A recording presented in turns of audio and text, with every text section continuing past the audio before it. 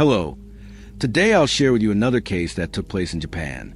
It involved a high school girl who, after returning home to rest following her school day, suddenly faces a tragic misfortune when a strange man breaks into her house. Due to the lack of substantial clues, the case was extremely difficult to solve and saw no progress even after 10 years of investigation. This incident is considered one that has had a significant impact on Japan's youth and garnered widespread attention from the public. It's known as the Hiroshima High School Girl case of 2004. The location of this incident is Hiroshima Prefecture, Japan. This area is rich in natural resources, with thriving agriculture and fishing industries. It's often seen as a microcosm of Japan itself. In the southwestern part of Hiroshima Prefecture lies a small town called Hitachi City, an important timber port in Japan with a population of 110,000. The story I'm about to tell you today happened here. The main character is Satori Kitch, a 17-year-old student at Hitachi High School in Hiroshima Prefecture. Satori's family lived in the Amphra area of Hitachi City. Their home was a detached building with a main house on the left and an annex on the right, connected to each other. Satori's family consisted of 5 members: her parents, her grandmother, Satori herself, and her older sister. Later, they welcomed a younger sister, and the family lived happily together in this home. However, on October 5th, 2004, a disaster struck them. What happened, and what misfortune befell Satori that day? Let's rewind time and go back to October 5th, 2004. October 5th, 2004 was a Tuesday. That morning, Satori rode her bike from home to school. It was a slightly unusual day. Normally, she'd stay at school all day, but because it was exam day, she got to leave early and had the afternoon off. By 1 p.m., Satori had returned home. At that time, her parents were at work, and only her grandmother and younger sister were in the house, watching TV in the living room on the first floor of the main building. After entering the house, Satori greeted them and sat down to eat lunch alone. Feeling a bit sleepy after lunch, she went to her room.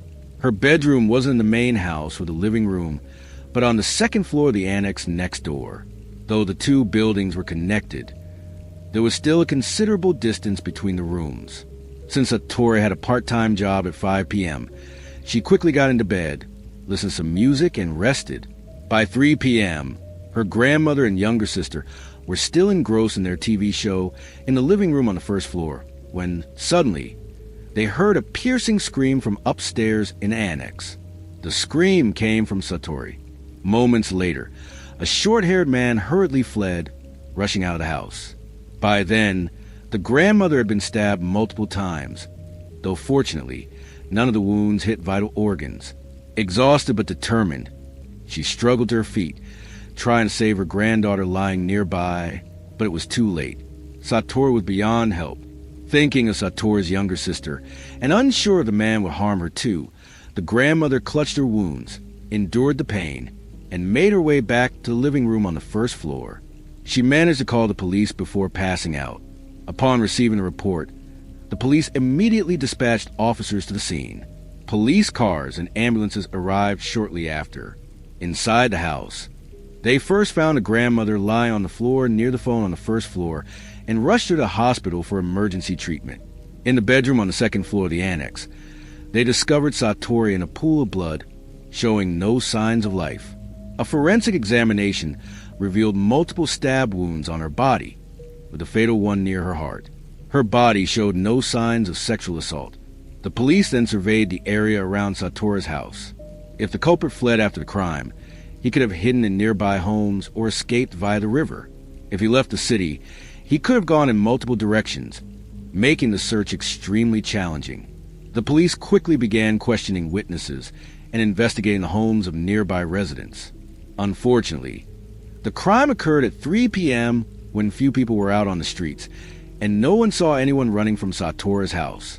As a result, the police couldn't determine the direction in which the suspect had fled, creating significant obstacles for the investigation.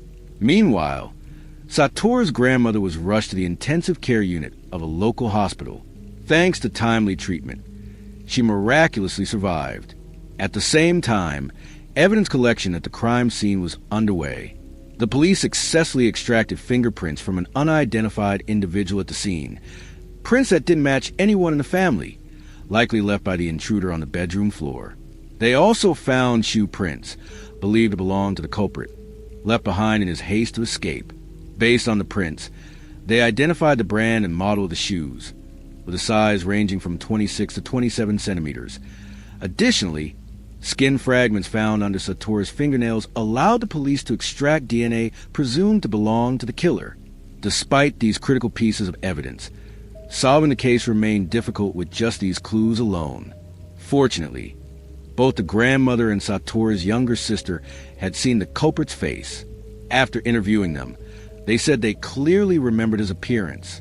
Based on their descriptions, the police successfully created a sketch of the suspect. A man with short hair, narrow eyes, a pockmarked face, a sturdy build, about 1.65 meters tall, and around 20 years old. With this sketch in hand, the Hiroshima police grew more confident, believing that if they could identify the man in the drawing and match him to the fingerprints, shoe prints, DNA, and other evidence from the scene, they'd catch the killer. The police showed the sketch to Satoru's family, neighbors, classmates, and passers-by near the area, hoping someone would recognize him. Sadly, no one did, and the investigation hit a dead end. Satoru, so young, had been taken from the world, leaving her family in unbearable pain. What hurt them even more was that the suspect remained at large, unseen by anyone, as if he'd vanished without a trace. Satoru's parents had saved 3 million yen to pay for her future education, never imagining such a tragedy would strike. Her father, overwhelmed with grief and anger, vowed never to forgive the killer. He took the 3 million yen, originally meant for Satoru, and offered it as a reward for anyone who could provide useful leads.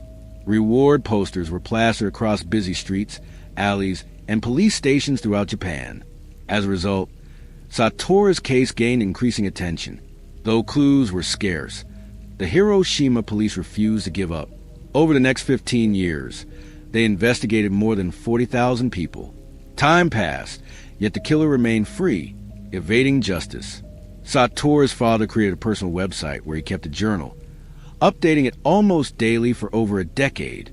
He wrote more than 4,000 entries, pouring out his emotions, sharing updates on the case, and remembering his daughter every day.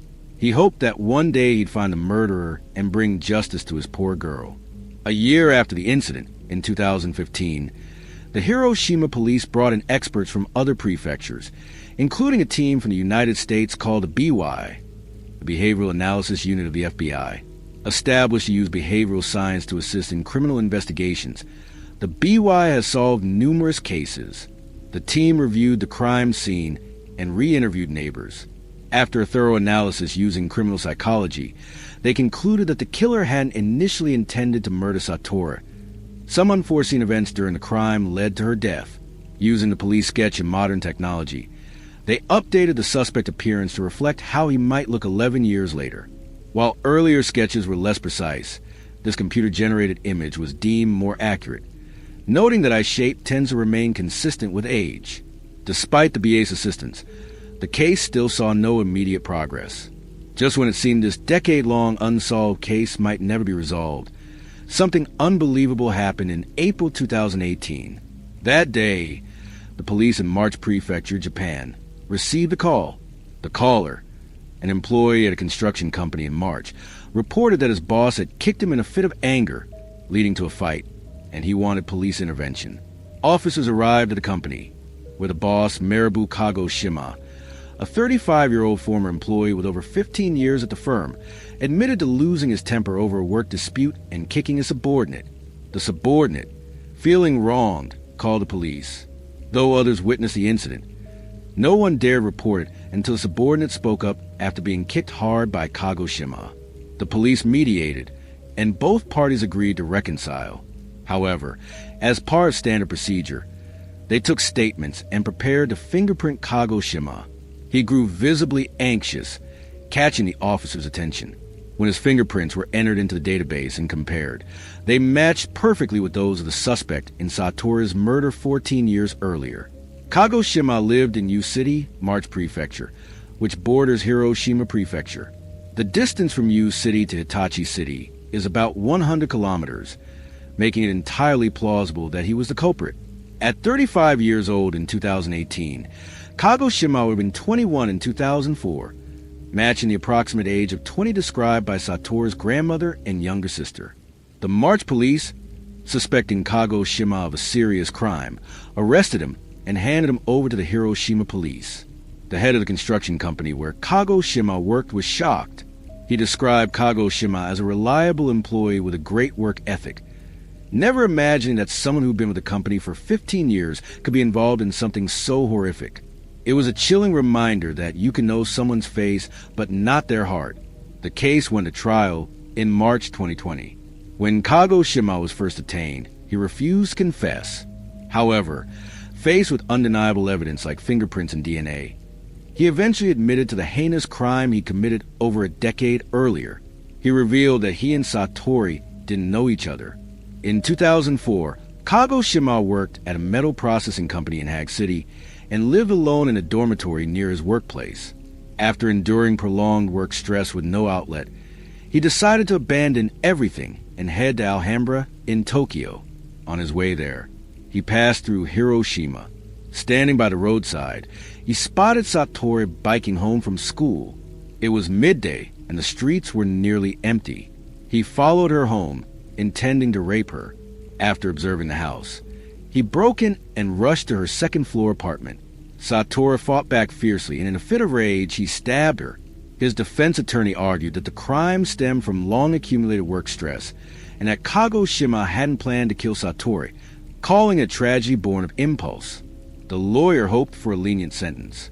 On March 18, 2020, the Hiroshima Prefecture Court delivered its final verdict. The judge stated that the perpetrator had evaded justice for far too long, but was finally caught. He had inflicted profound pain on the victim's family and negatively impacted society. Kagoshima was sentenced to life imprisonment for murder. At long last, this infamous case that shook Japanese society was resolved.